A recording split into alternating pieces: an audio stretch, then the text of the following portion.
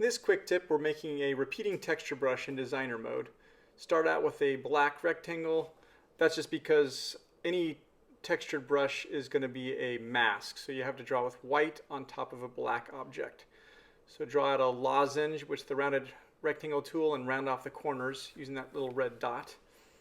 Hop over to Pixel Persona, create a new pixel layer, and with some texture brushes just obscure the edges of that smooth vector to your heart's content. So I'm going to use a couple just standard texture brushes. I kind of want to break up that line, and I want to get rid of any straight lines. So make sure you obscure those, but leave the edges rounded. And then hop into Persona mode, draw a slice, export that, make a nice and tight slice right up to the artwork.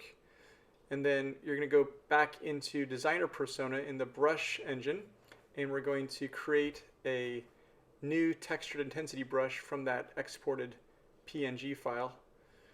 And then by double clicking on the icon, pull up the sliders, switch from stretch to repeat, drag in the head and tail offset just a smidge. Because it's so rough, it's going to blend nicely. And there you go.